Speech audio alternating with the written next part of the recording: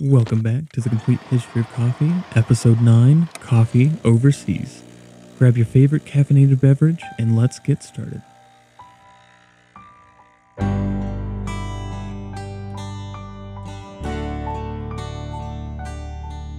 We are trying Sumatra today because it's going to be showing up later in the episode. Jay over here is my co-host on the Garden Shed podcast.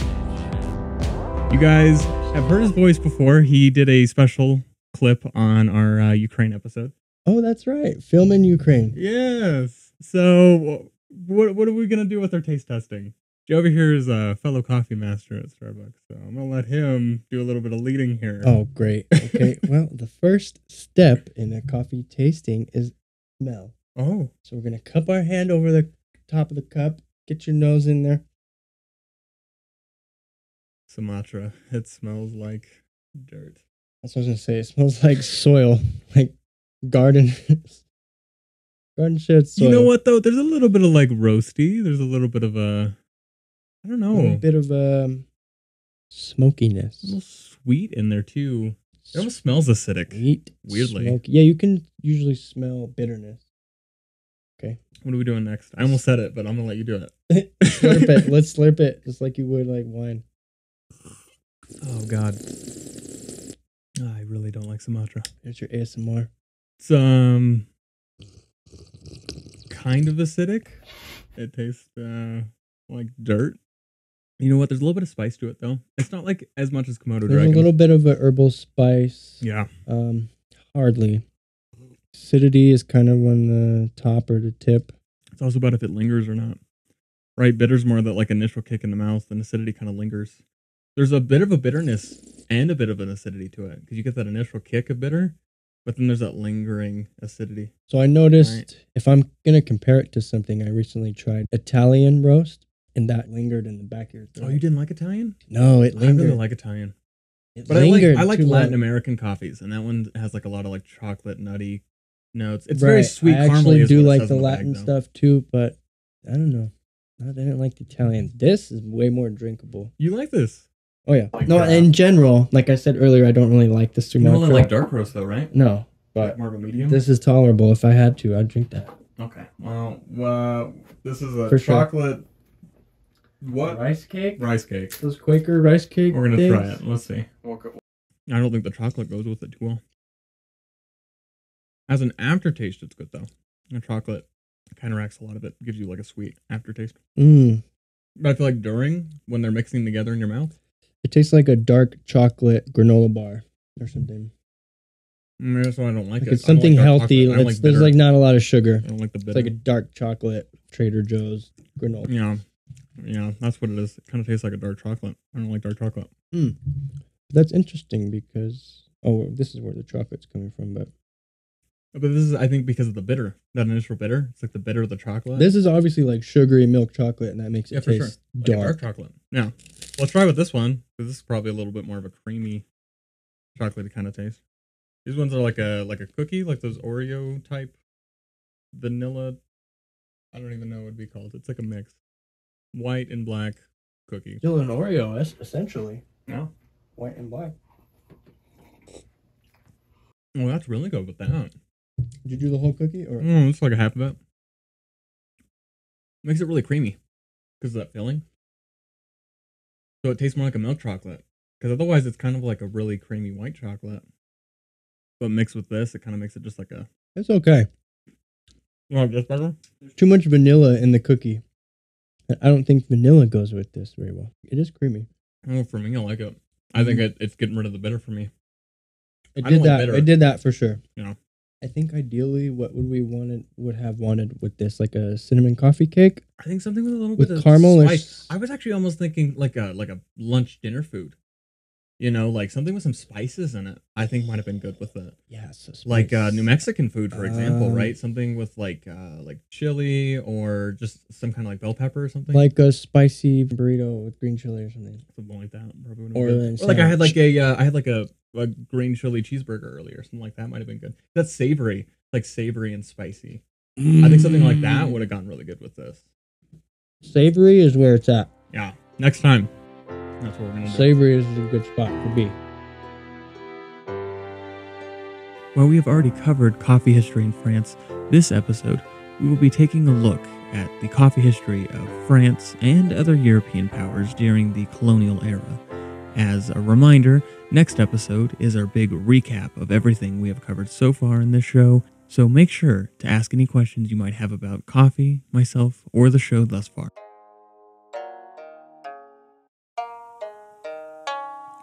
Once upon a time, there was a prince who was destined to take the throne of China. But after his mother gave birth to him, she discovered a dead, bloody cat. This woman was Consort Li, a concubine of the emperor, and after this she fell out of favor with the emperor. But what everyone did not know is the prince was still alive and well, having been rescued by a servant and given to a man, Chen Lin, who then placed the child in the care of the 8th prince. See, the concubine was the victim of a plot by another of the emperor's concubines, who was jealous of Li. This other concubine had the baby switched out for a skinned civet cat by the servant woman, who was ordered to kill the baby. The servant disobeyed this order, which led to her own execution, but the baby would be raised by the 8th prince and would become a prince in his own right. The boy would become Emperor Renzong, and his mother was elevated to Empress Dowager, a title given to the reigning emperor's mother. The civet cat is the name for the animal we commonly refer to as a kopi luwak, a name which comes from Indonesia, with kopi meaning coffee and luwak referring to an Asian palm civet. We will catch up with coffee's story in Indonesia later this episode, as well as seeing the importance of the kopi luwak and why cat poop coffee has gained such a high price point on the coffee market. Seeking a way to keep up with the demand for coffee, European colonial powers sought to expand their empires physically and economically by establishing control over regions which could support coffee growing. We discussed previously the Dutch colony of Java and the labor system they established there. The Netherlands forced indigenous chiefs to supply them with coffee for low, fixed prices. These local lords acted like feudal lords in medieval Europe, feudalism referring to a now disputed term used to describe landlords who granted peasants land in return for their service on that land, namely growing foodstuff as a form of rent. Coffee was the primary crop grown, and because it lacked nutritional value to the locals and they received no financial gain, they did not attempt to innovate growing techniques of the crop. The supply of coffee began making its way to Holland in 1711 and started the first European coffee exchange. This exchange started out slow, with 90% of the coffee in the Amsterdam exchange being from Yemen in 1721, but quickly grew by 1726 when 90% of the coffee was now from Java. Exports from Java would continue to grow until colonies in the Caribbean were able to compete. The Dutch held some part in this, setting up shop in Suriname, a colony which bordered the Caribbean. The Dutch introduced coffee there in 1712 and began exporting nearly a decade later, surpassing Java by the 1740s. Here, coffee was produced through forced slave labor. Near the coast of East Africa, France introduced coffee to Bourbon in 1715. The island was unpopulated, so France gave out land grants to those who moved there to work the land with African slave labor. If you remember, France stole coffee from Yemen and planted it there, creating a new strain of coffee named after the island, Bourbon. The French took their coffee growing very seriously, having even considered using the death penalty as a punishment for damaging a coffee tree.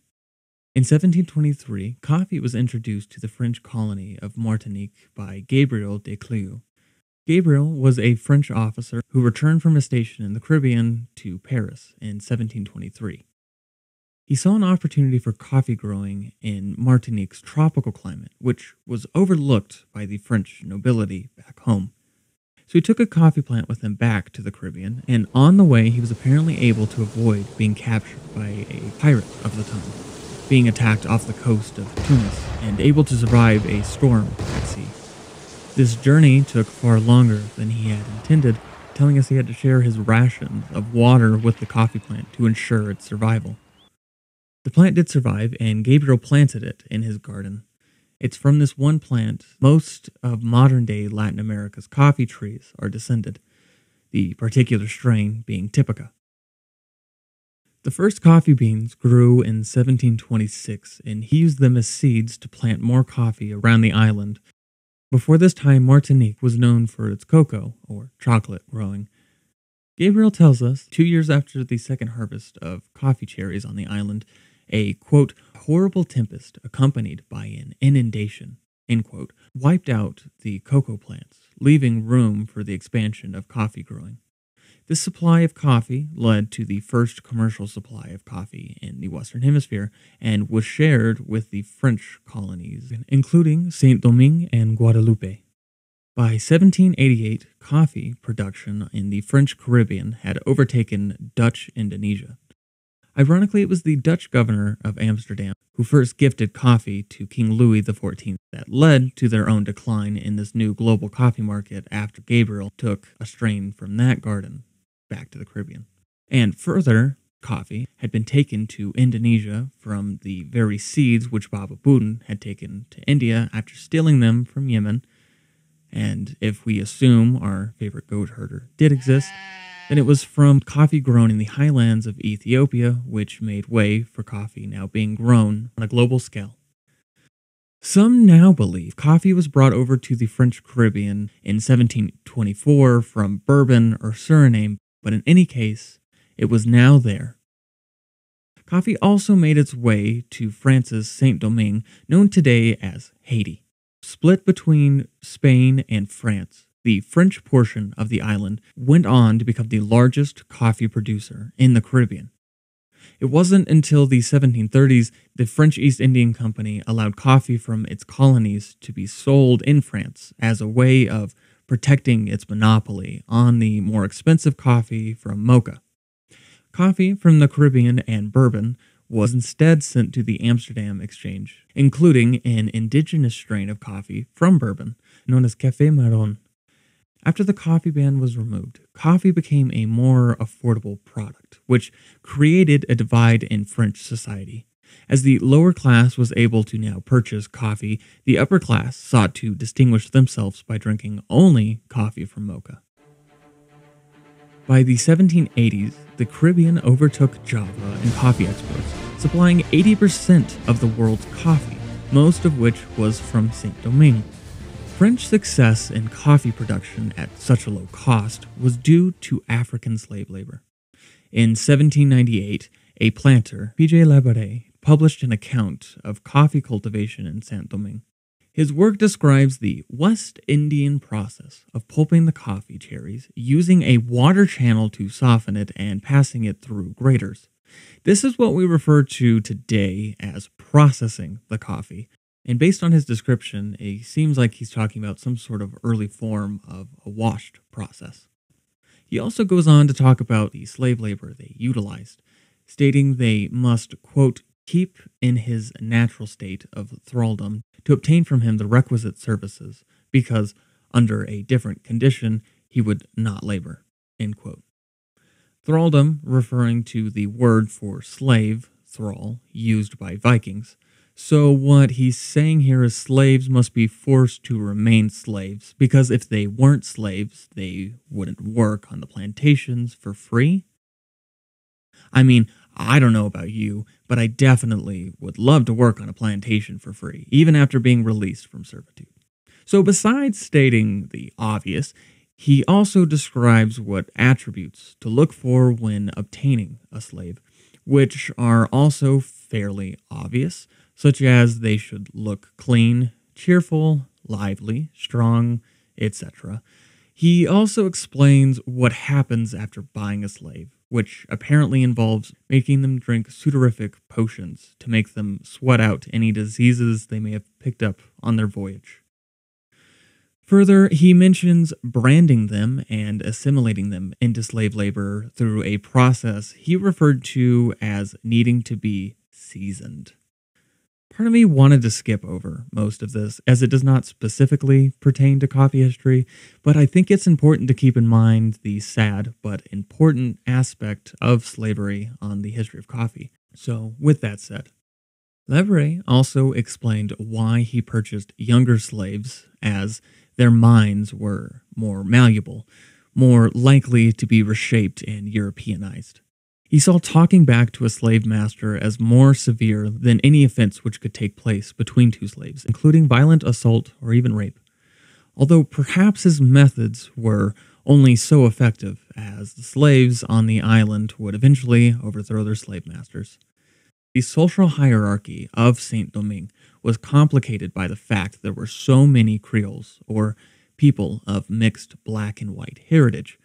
Many Creoles, and even quite a few of the free black people, owned slaves themselves and ran their own plantations. These free Creoles were referred to as gens de couleur, accounting for about 28,000 people in the colony. White people made up around 30,000, but both groups were far outnumbered by the 465,000 slaves there. This was a clear issue, especially being so far away from any real immediate support by France. The tipping point came right in the middle of the French Revolution in 1791, when the slaves rose up in revolt.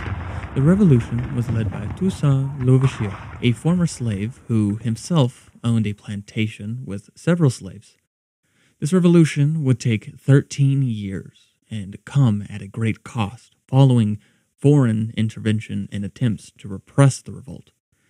Napoleon, for example, in 1801, attempted to reassert French control on the island and fought until 1803, at which point he left stating, quote, "Damn coffee, damn colonies," end quote. So it was on New Year's Day of 1804, Haiti declared its independence and became its own nation, officially abolishing slavery. Over 1,000 coffee plantations were destroyed in Haiti, including Liberia, and although new farms were established, Europe and the United States more or less embargoed Haiti as to not show support for a country under black rule. European coffee supplies were further diminished by England's naval blockade of France. Napoleon responded to this by pushing for homegrown chicory as a replacement to coffee, essentially copying Frederick the Great in Germany and the Confederate States of America, as we will see during the American Civil War. Apparently, this use of chicory was so common even into the early 20th century that William Euchers, co-creator of the journal Tea and Coffee, felt many Europeans had, quote, acquired a chicory and coffee taste such that it is doubtful they would appreciate a real cup of coffee should they ever meet it, end quote. While chicory coffee is no longer the norm today, Euchers may be just as dismayed by the amount of people who drink gas station coffee, or those who leave their coffee out all day and then nuke it later. To any coffee microwavers out there, who hurt you? Please, just make a new cup of coffee. In any case, the first half of the 19th century saw an increase in European coffee consumption, meaning someone would need to fill this growing need for coffee. Coffee became sold at colonial goods shops, and it was during this period we see the first drip coffee machines introduced. These new coffee makers were called Bellouis pots, after the Archbishop of Paris, who had a great love of coffee. These first coffee machines placed a filter filled with coffee in between two chambers, so the water poured in the top could drip into the bottom. Other coffee makers like the siphon and the hydrostatic percolator became popular in high society, while brewed coffee became the norm for the masses. This demand for coffee led to the return of Javanese coffee. Java soon became synonymous with the word coffee in America. Yet much of this so-called Java coffee was likely from Indonesia more broadly. Coffee from this region took some time to reach the United States, with around 5 months of sailing time to arrive in New York. This shipping period led coffee to age, which is a process where the coffee flavor is able to develop like aging wine. So popular was this process of aging that not only did the coffee become more expensive as a result, but shipping coffee from Indonesia continued to be done by sailing ships, even after steamboats were invented. As we have discovered previously, the Dutch established a system of collection, which involved using local rulers to run something similar to feudalism. The Dutch collection system, known by many as Max Havelaar, resulted in the peasant class starving while the local lords were indulging in the crops they produced. Eventually, 60% of all crops grown in Indonesia would be coffee by the 1860s. Don't forget, they needed to still grow food for themselves and their families, so in the context of labor to pay, coffee took up 15% of their time growing crops while only paying 4% of their income. 1823 saw an economic disaster caused by coffee as war between Spain and France seemed imminent. Coffee sellers purchased mass amounts of coffee in preparation for the war, as it would be difficult to ship coffee after the war began. But when the war did not happen, there was now an abundance of coffee.